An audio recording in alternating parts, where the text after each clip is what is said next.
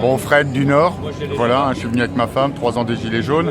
Bien sûr, comme la vérité doit être toujours dite, nous avons rejoint le mouvement il n'y a pas si longtemps que ça, mais plus de 17 semaines dans la rue tous les samedis et plus si on le peut vraiment.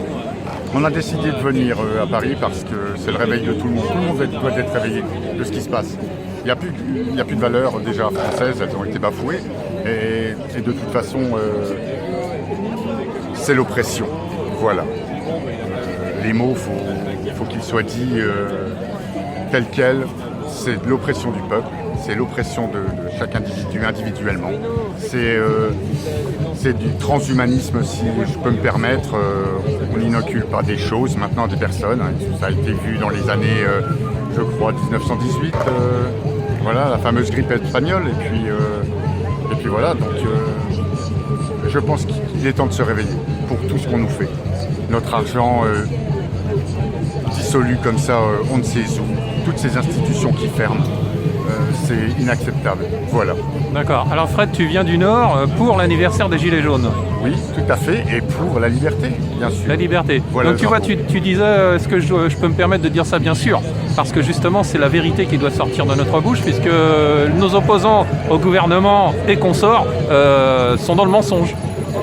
Ah, ils sont dans le... écoutez, je ne veux pas faire le complotiste. Mais là, quand on creuse un peu, on s'aperçoit de drôles de choses quand même. Le monde est dominé par les banques, mais au-dessus des banques, qu'est-ce qu'il y a? Il y a les grands laboratoires pharmaceutiques, voilà, disons ce qui doit être dit, parce que les jeunes ne sont pas assez réveillés. Les jeunes, on les a endormis avec la télévision, leurs consoles, de la violence, de la maltraitance, Voilà, ça a commencé dans les années 80, vous savez, j'ai passé les 50 ans, donc voilà, bon, je me lâche, hein, c'est tout, je dois le dire. On est gouverné par des pantins qui, eux, sont déjà articulés par plus haut. Hein, je ne voudrais pas dire de nom, hein, des BG très hauts, des... On les connaît.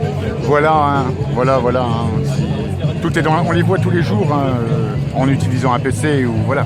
Donc, on veut, je pense, détruire l'être humain. On veut le combiner à une intelligence artificielle, je ne sais quoi, ce qui est déjà... tout est vérifiable sur Internet, hein, la puce de reconnaissance sous le pouce hein, pour avoir plus de sécurité hein, et moins d'humanisme. Voilà, je pense que... Les amis, il suffit d'aller sur les sites complotistes, hein, n'hésitez pas. N'est-ce pas? Si complotiste soit-il, puisque... Il faut des comploteurs pour avoir des complotistes. Ouais, et des complots.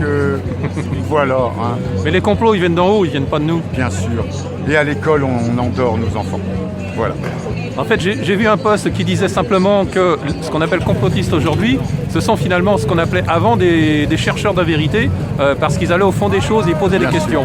Bien sûr. Alors les constituants que tu connais justement ne parlons plus de complotistes, mais parlons de questionnistes. Oh, très beau.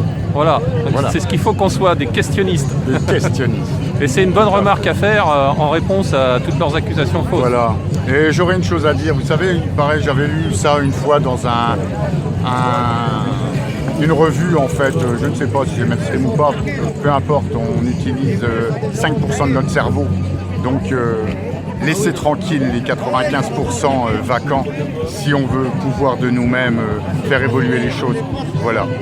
On ne met pas un petit boost, soi-disant, comme nos machines à laver à plus. Laissez-nous tranquilles. Allez essayer une autre injection ailleurs. Ok. Merci Fred. De rien, c'était un plaisir.